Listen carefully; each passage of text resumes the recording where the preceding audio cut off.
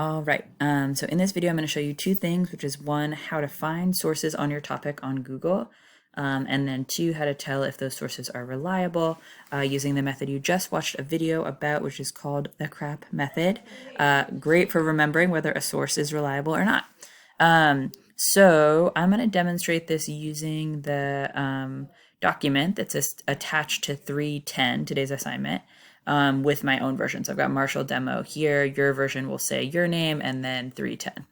So a topic that I was interested in after reading this book and something that I know a little bit about, you want it to be a topic you know a tiny bit about, is just why is Portland so white or segregated? Having grown up here, I saw that a lot. And so I know a little history, but I'd like to learn more and then practice my writing with voice based on that topic. So my first job is to come up with some search terms that I'm going to use on Google. So since my main question is about segregated neighborhoods in Portland, those are going to be kind of my main search terms.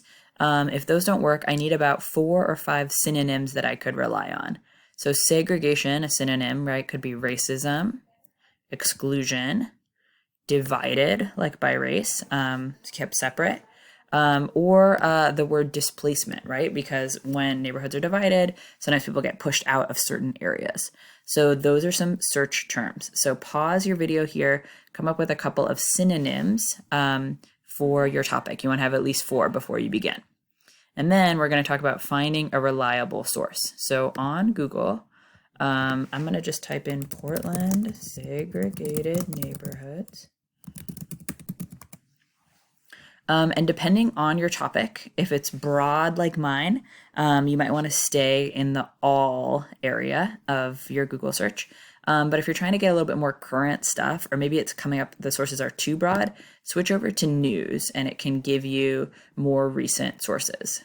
But since my topic's pretty big, I'm going to stay over here in all, and I'm scanning through the results. And if there's any results that come up with like a gray box around them, those are going to be advertisements. So we don't want those.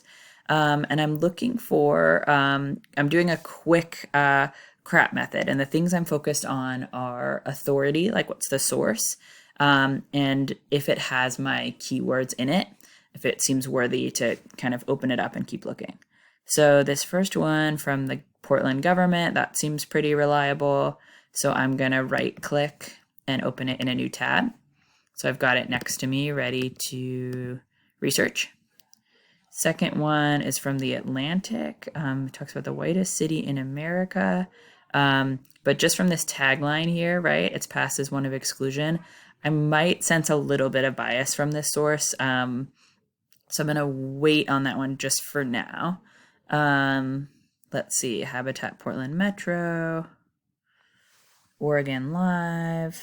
This one's about climate change, though, and that's not really my topic. Let's see, another Portland Gov, research by a PSU grad. I might come back to that. Rethinking schools. That's going to be an article about teaching this topic, so that's not great for us. Here we go, mapping segregation in Portland. This looks like a good one. I'm going to open that in a new tab. And then gentrification has its roots in racism. I'm going to say there's a tiny bit of bias in that wording there. I'm going to try page 2. You only want to try up to page 2 of your search results. If you go beyond page 2, you need to go back and play around with your search terms here to see if you can find something a little more specific. This one talks about Portland specifically. I'm sort of avoiding these JSTOR ones because they're a little bit too academic for our purposes of this project. But this one could potentially be good. It's talking about people of color in Portland, Oregon. Maybe it'll tell me about their experiences. So once I've found 3 or 4 sources that feel like they could be reliable and have my search terms in them, then I'm going to go through and do a little bit more deeper dive into the CRAP method here and find out if they're really good. So I'm going to start with the Portland government one. And I found, and this is what your page should look like too, that it was current. It's from 2019. When I looked through the report, so this is actually a document attached as like a little blurb, and then the report is here. I found as far as for reliability, which is like what kind of information is in the source. Are they citing like social media, their personal experience, or research? I found in this report a lot of citations. So many. At the end of each page, and they seem like pretty reliable sources here. Housing and Urban Development. And the next page, the citations are like City Planning Bureau. And so it seems like they're using a lot of research. And the other thing I'm looking for is authority of the authors themselves. So when I go to kind of acknowledgments here, who wrote it, primary author is a planning assistant. Contributors were a bunch of other city planners. So I'm going to say they have pretty good authority. So this part should be down here. Sorry. So for authority, it's written by city planners. It's published on a government website. They're not going to let whatever get published on there. And then there's a lot of citations. Housing and Urban Development, academic articles. So I'd say the reliability and authority looks really good.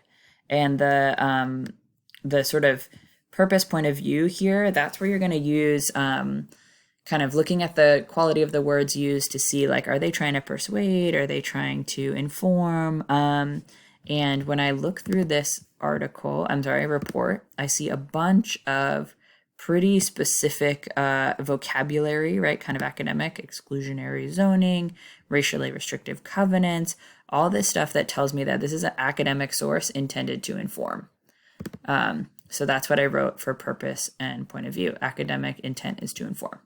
So this one could be a really good one for my research. Obviously, it's quite long. I don't need to read all 32 pages, but I might take a peek and see what I can learn. Okay, second source that I opened up in a new tab to come back to is the one that looked like this, Why Portland, Oregon is Problematic and Damaging to People of Color. And as I scan it, the first thing I see is that this title itself is kind of a very clear point of view with an intent to persuade. So in my crap test for this source, I'm saying the words are trying to convince. It seems a little bit biased. I'm going to next look at reliability and authority. So what kind of information is in the article and who wrote the article. And what I see is that this person, the author, sometimes you have a clickable author where you can click and learn more about them. And on this one I do. So I'm going to find out what's the deal with this author. And it looks like she likes pugs and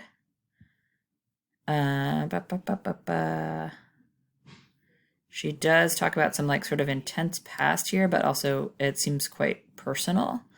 I see she has some degrees up here, but it seems like she's writing mostly from her own experience. So I said authority was a little bit low. She writes from her personal experience, but she does have 2 degrees. And then reliability, we want to look deeper at the article itself and see what's cited. Where is she getting her information?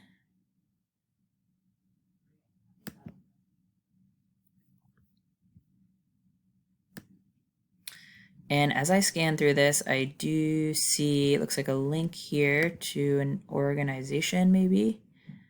Oh, but their website is expired, so that's not necessarily a good sign. Expired links might not be a sign of a very reliable source.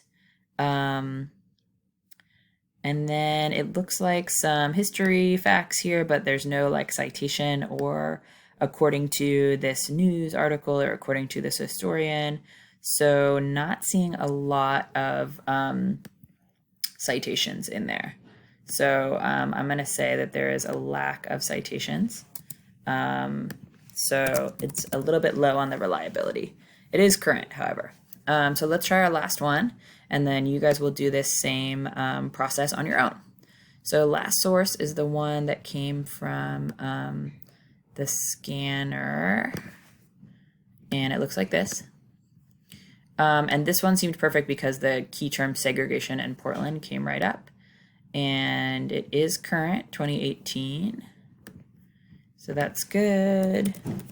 And then let's check the reliability and authority. So what kind of citations are in there and who wrote it. And so the first thing we'll do is this is a clickable author, we'll check.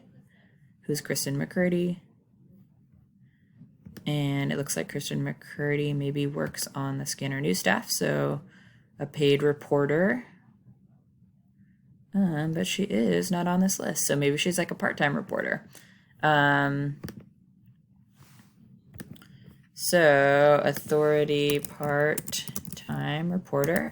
She's not full-time staff. We're not able to find anything else.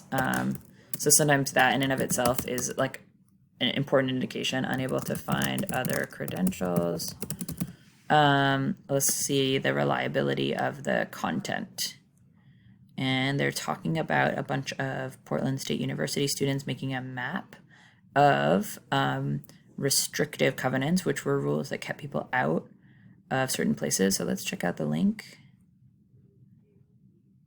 Okay, it looks like a Google map where you can click on different racial covenants. So in the Laurelhurst neighborhood, there was a rule excluding these groups.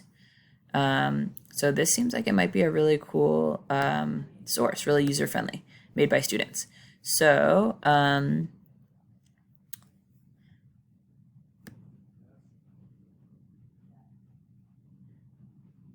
and it looks like they have quotes from graduate students and the Oregon Historical Society. So I'm going to go ahead and say that the reliability is pretty good. Oregon Historical Society, graduate students, and the purpose or point of view. I'm not getting a sense that there's a lot of like persuasive language. It is important to know our sources. The Scanner is African American newspaper in Portland. So they're going to be bringing that perspective for sure. But I don't see a ton of language that seems like super trying to convince. It does more seem like trying to show some history here. So I'm just going to include in point of view that the Scanner is African American newspaper. So written from that experience. But not trying to persuade as far as we can tell. So overall, it looks like source 3 pretty much passes. We're not quite sure about the authority, is maybe the only weakness in source 3. Source 2 does not pass our crap test. There's not a lot of citations, not a lot of authority and bias. And source 1 does pass tons of academic citations published by government and academic. So when I go to do my sort of deeper dive, I'm going to read the articles and take some notes here. And you want to end up with about 4 bullet points of just like what you learned from the source, and then 2 bullet points of your voice. So that could be your feelings in response, questions that you still have, connections to your own life. And if there's a source that just really isn't reliable, you don't want to spend too much more time on that one. So let's say source 2 didn't work out for me. What I would do is I would copy paste this table, and I would, before reading the article, since we know it's not reliable, I would go ahead and find a different source to evaluate here and call that my reliable source number 2. All right, happy research. I will be here if you have any questions at all. And again, this demo was a topic that is really connected to the book. You might choose a topic that's just something you love, something you want to know more about, and that is totally okay too.